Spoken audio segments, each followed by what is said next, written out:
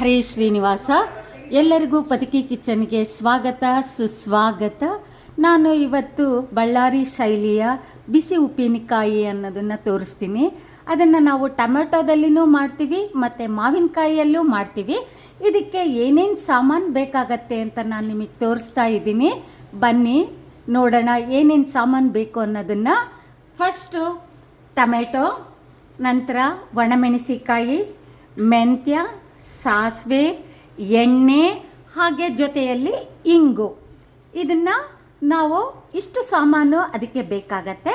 First ನಾನು ನೋಡಿ ಟೊಮೆಟೊವನ್ನು cut ಮಾಡ್ತೀನಿ. ಕ್ಲೀನಾಗಿ ತೊಳೆದ್ಬಿಟ್ಟು ಇದನ್ನು ನಾವು ಕಟ್ ಮಾಡಬೇಕು. ತೊಳೆದಿಟ್ಕೊಂಡು ಇದಕ್ಕೆ ನೀರಿನ ಅಂಶ ಇರಬಾರ್ದು. ಇದರಲ್ಲಿ ನೀರಿನ ಅಂಶ ಇಲ್ದಲೇ ನಾನು ಮಾಡ್ತಾ ಇದ್ದೀನಿ. ನೋಡಿ ಟೊಮೆಟೊವನ್ನು ಈ ಥರ ಎಲ್ಲ ಹೆಚ್ಕೋಬೇಕು. ಕಟ್ ಮಾಡಿ ಆದಮೇಲೆ ಯಾವ ತರಹದಲ್ಲಿ ಮಾಡಬೇಕು ಅಂತ ನಾನು ನಿಮಗೆ ಹೇಳ್ಕೊಡ್ತೀನಿ. ನೋಡಿ ಇವಾಗ ಗ್ಯಾಸ್ ಆನ್ ಮಾಡಿಕೊಂಡು ನಾನು ಮೆಂತ್ಯವನ್ನು ಹುರ್ಕೊಳ್ತಾ ಇದ್ದೀನಿ. ಚೆನ್ನಾಗಿ ಮೆಂತ್ಯವನ್ನು ಈ ಥರ ಹುರ್ಕೋಬೇಕು. ಈ ಮೆಂತ್ಯ ಚೆನ್ನಾಗಿ ಗೋಲ್ಡನ್ ಥರ ಬರಬೇಕು. ಗೋಲ್ಡನ್ ಕಲರ್ ಬರೋ ತನಕ ಇದನ್ನು ಚೆನ್ನಾಗಿ ಫ್ರೈ ಮಾಡಿ. ಈ ಫ್ರೈ ಮಾಡಿ ಆದಮೇಲೆ ನೋಡಿ ಈ ಥರ ಕೆಂಪಾಯಿತು, ಗೋಲ್ಡನ್ ಕಲರ್ ಬಂತಲ್ವಾ. ಗೋಲ್ಡನ್ ಕಲರ್ ಬಂದಮೇಲೆ ನೀಟಾಗಿ ಈ ಥರ ಒಂದು ಪ್ಲೇಟಿಗೆ ತೆಕ್ಕೊಂಡು ಆದಮೇಲೆ ಮತ್ತೆ ನೆಕ್ಸ್ಟು ನಾನು ಬೇರೆ ಬೇರೆ ಹುರಿಬೇಕು. ಮತ್ತು ಸಾಸಿವೆಯನ್ನು ಹಾಕ್ಕೊಳ್ತಾ ಇದ್ದೀನಿ. ಸಾಸಿವೆಯನ್ನು ಸಹ ತುಂಬ ಹುರಿಬಾರ್ದು, ಜಸ್ಟ್ ಮುಟ್ಟಿದ್ರೆ ಬಿಸಿ ಅಂತ ಅನಿಸ್ಬೇಕು. ಆ ಥರದಲ್ಲಿ ಇದನ್ನು ಫ್ರೈ ಮಾಡ್ಕೊಳ್ಳಿ. ಈ ಥರ ಫ್ರೈ ಮಾಡಿ.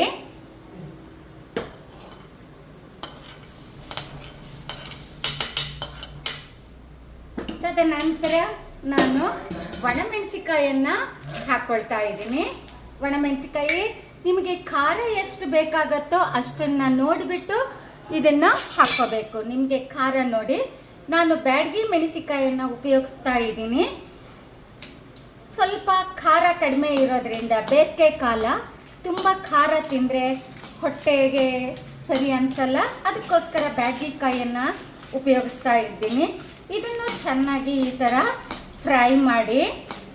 ಚೆನ್ನಾಗಿ ಫ್ರೈ ಮಾಡಿ ಇದು ಗರಿ ಗರಿ ಆಗಬೇಕು. ನಮಗೆ ಮಿಕ್ಸಿಯಲ್ಲಿ ಹಾಕಿದಾಗ ಚೆನ್ನಾಗಿ ಪೌಡ್ರ್ ಆಗೋ ಥರದಲ್ಲಿ ಇದನ್ನು ನೀವು ಈ ಥರ ಫ್ರೈ ಮಾಡಿ. ಫ್ರೈ ಮಾಡಿ ಆದಮೇಲೆ ಇದನ್ನು ನೋಡಿ ಸ್ವಲ್ಪ ನೋಡಿದೆ ಬಿಸಿಯಾಗಿ ಇದೆ. ಬಿಸಿಯಾಗಿರೋದ್ರಿಂದ ಇದನ್ನು ಸಹ ಒಂದು ಪ್ಲೇಟಿಗೆ ತಕ್ಕೊಳ್ತಾ ಇದ್ದೀನಿ. ಪ್ಲೇಟಿಗೆ ಎಲ್ಲ ಈ ಥರ ಎಲ್ಲ ತೆಗೆದುಕೊಳ್ಳಿ. ತೆಗೆದುಕೊಂಡ ಆದ ನಂತರ ನೋಡಿ ಈ ಥರ ನೀವು ಎಲ್ಲವನ್ನ ಹುರಿದು ಒಂದು ಪ್ಲೇಟಿಗೆ ಹಾಕ್ಕೊಳ್ಳಿ. ಇದನ್ನು ಹಾಕಿ ಒಂದು ಸ್ವಲ್ಪ ಆರಬೇಕಿದು ಮಿಕ್ಸಿಗೆ ಹಾಕೋಕ್ಕೆ. ಅಲ್ಲಿ ತನಕ ಏನು ಮಾಡೋಣ, ಇದನ್ನು ಆರಕ್ಕೆ ಇಟ್ಬಿಟ್ಟು ನಾನು ಏನು ಮಾಡ್ತೀನಿ, ಈಗ ಟೊಮೆಟೊವನ್ನು ಬೇಯಕ್ಕೆ ಹಾಕ್ತೀನಿ. ನೋಡಿ ಒಂದು 3 ಸ್ಪೂನ್ರಿಂದ 4 ಸ್ಪೂನ್ ಸಹ ಹಾಕ್ಬೋದು, ಚೆನ್ನಾಗಿರುತ್ತೆ. ನಾನು 3 ಸ್ಪೂನನ್ನು ಹಾಕ್ತಾ ಇದ್ದೀನಿ. 3 ಸ್ಪೂನನ್ನು ಎಣ್ಣೆ ಇವಾಗ ನೋಡಿ ಕಾದಿದೆ. ಎಣ್ಣೆ ಕಾದಿರೋ ಎಣ್ಣೆಗೆ ಸಾಸಿವೆಯನ್ನು ಹಾಕ್ಕೊಳ್ಳಿ. ಸಾಸಿವೆಯನ್ನು ಹಾಕ್ಕೊಂಡಾಗ ಅದು ಚೆನ್ನಾಗಿ ಮೇಲೆ ಚಟ ಚಟ ಅಂತ ಸೌಂಡ್ ಬರಬೇಕು. ಸೌಂಡ್ ಬಂದಾದಮೇಲೆ ನಾನು ಅದಕ್ಕೆ ಇಂಗನ್ನು ಹಾಕ್ಕೊಳ್ತಾ ಇದ್ದೀನಿ. ತದನಂತರ ಅರಿಶಿನ ಪುಡಿಯನ್ನು ಹಾಕ್ಕೊಳ್ಳಿ. ಅರಿಶಿನ ಪುಡಿಯನ್ನು ಹಾಕ್ಕೊಂಡು ಈಗ ನಾನು ಈ ಕಟ್ ಮಾಡಿರೋ ಟೊಮೆಟೊವನ್ನು ಹಾಕ್ತಾ ಇದ್ದೀನಿ ಎಣ್ಣೆಗೆ. ಕಟ್ ಮಾಡಿರೋ ಟೊಮೆಟೊವನ್ನು ಹಾಕಿ ಚೆನ್ನಾಗಿ ಫ್ರೈ ಮಾಡಿ. ಚೆನ್ನಾಗಿ ಫ್ರೈ ಮಾಡ್ತಾ ಮಾಡ್ತಾ ಇರಿ. ಬೇಕು ಅಂದರೆ ನಾವು ಸಿಮ್ಮಲ್ಲೂ ಇದನ್ನು ಇಟ್ಕೋಬೋದು. ಸಿಮ್ಮಲ್ಲಿ ಇಟ್ಬಿಟ್ಟು ಚೆನ್ನಾಗಿ ಇದನ್ನು ಬೇಯೋಕ್ಕೆ ಇಟ್ಟು ಇದು ಬೇಯೋ ತನಕ ನಾವು ಏನು ಮಾಡಬೇಕು ಅಂದರೆ ನೋಡಿ ಇದನ್ನು ಪೌಡ್ರ್ ಮಾಡ್ಕೊಂಡು ಬರೋಣ. ಇದು ಬೇಯೋ ತನಕ ನಾನು ಇದನ್ನು ಪೌಡ್ರ್ ಮಾಡ್ತೀನಿ. ಬೇಗ ಬೇಯಬೇಕು ಅಂದರೆ ನಾವು ಒಂದು ಸ್ವಲ್ಪ ಇದಕ್ಕೆ ಉಪ್ಪನ್ನು, ನಿಮಗೆ ರುಚಿಗೆ ತಕ್ಕಷ್ಟು ಉಪ್ಪನ್ನು ಇದಕ್ಕೆ ಬೆರೆಸ್ಕೊಳ್ಳಿ. ಬೆರೆಸ್ಕೊಂಡ್ಬಿಟ್ಟು ಚೆನ್ನಾಗಿ ಈ ಥರ ಮತ್ತು ಫ್ರೈ ಮಾಡಿದಾಗ ಚೆನ್ನಾಗಿ ಅದು ರಸವನ್ನು ಬಿಡ್ತಾ ಹೋಗುತ್ತೆ. ಈ ರಸ ಬಿಡ್ತಾ ಇರ್ತಕ್ಕಂಥ ಸಂದರ್ಭದಲ್ಲಿ ನಾವು ಪೌಡ್ರನ್ನು ಮಾಡಿಕೊಂಡು ಬರೋಣ. ನೋಡಿ, ಇವಾಗ ಇದನ್ನು 5 ನಿಮಿಷ ಚೆನ್ನಾಗಿ ಎಣ್ಣೆನಲ್ಲೇ ಫ್ರೈ ಮಾಡಬೇಕು. ನೀರಿರಬಾರ್ದು. ನೀರಿದ್ದರೆ ಬೇಗ ಹಾಳಾಗತ್ತೆ.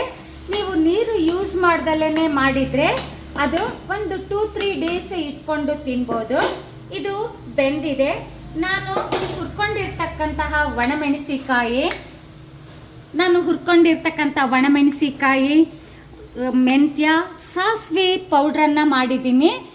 ಈ ಪೌಡ್ರನ್ನು ನಾನು ಇವಾಗ ಈ ಬೆಂದಿರ್ತಕ್ಕಂತಹ ಟೊಮೆಟೊಗೆ ಹಾಕ್ತಾ ಇದ್ದೀನಿ. ಬೆಂದಿರ್ತಕ್ಕಂತಹ ಟೊಮೆಟೊಗೆ ಹಾಕಿ ಚೆನ್ನಾಗಿ ಮತ್ತೆ ಇದನ್ನು ಫ್ರೈ ಮಾಡಿ. ಈ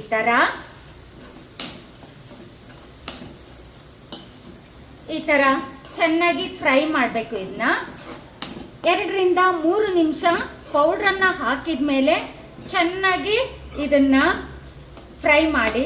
ನಿಮಗೆ ಬೇಡ, ಒಂದೇ ದಿನಕ್ಕೆ ಬೇಕು ಅಂತ ಅನ್ನೋ ಹಾಗಿದ್ರೆ ನೀವು ಇದಕ್ಕೆ ನೀರನ್ನು ಸಹ ಸೇರಿಸ್ಕೊಂಡು ಜಾಸ್ತಿ ಮಾಡ್ಬೋದು. ಆವಾಗ ಅದಕ್ಕೆ ಒಂದು ಸ್ವಲ್ಪ ಬೈಂಡಿಂಗ್ ಆಗೋದಕ್ಕೆ ಕಡಲೆ ಹಿಟ್ಟನ್ನು ಹಾಕಬೇಕು. ಕಡಲೆ ಹಿಟ್ಟು ತುಂಬ ಟೇಸ್ಟನ್ನು ಕೊಡುತ್ತೆ. ನೀವು ಕಡಲೆ ಹಿಟ್ಟನ್ನು ಒಂದು ಚಿಕ್ಕ ಬೌಲಲ್ಲಿ ಮಿಕ್ಸ್ ಮಾಡಿ ಕುದಿತಕ್ಕಂಥ ಈ ಗೊಜ್ಜಿಗೆ ಅದನ್ನು ಹಾಕಿದರೆ ತುಂಬ ಚೆನ್ನಾಗಿ ಬರುತ್ತೆ. ಎಷ್ಟು ಚೆನ್ನಾಗಿ ಬಂದಿದೆ. ಆಗಿರ್ತಕ್ಕಂತಹ ಉಪ್ಪಿನಕಾಯಿಯನ್ನು ಬಿಸಿ ಉಪ್ಪಿನಕಾಯಿ ಅಂತ ಹೇಳ್ತೀವಿ. ಟೊಮೆಟೊ ಬಿಸಿ ಉಪ್ಪಿನಕಾಯಿ ಅಂತ ಇದಕ್ಕೆ ಹೆಸರು.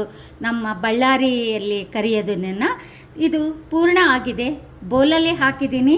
ಇದ್ರ ಮೇಲೆ ಒಂದು ಸ್ವಲ್ಪ ಕರಿಬೇವನ್ನು ಹಾಕಿದ್ದೀನಿ. ಹೆಚ್ಚಿರ್ತಕ್ಕಂತಹ ಕೊತ್ತಂಬರಿಯನ್ನು ಸಹ ನಾನು ಇದಕ್ಕೆ ಹಾಕಿದ್ದೀನಿ. ಇದು ತುಂಬ ರುಚಿಕರವಾಗಿರುತ್ತೆ. ಒಂದು ಸಲ ನೀವು ಮಾಡಿ ನೋಡಿ.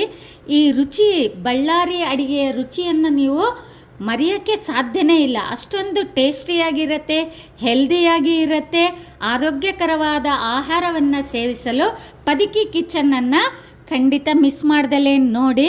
ಸಬ್ಸ್ಕ್ರೈಬ್ ಮಾಡಿ, ಲೈಕ್ ಮಾಡಿ, ಶೇರ್ ಮಾಡಿ.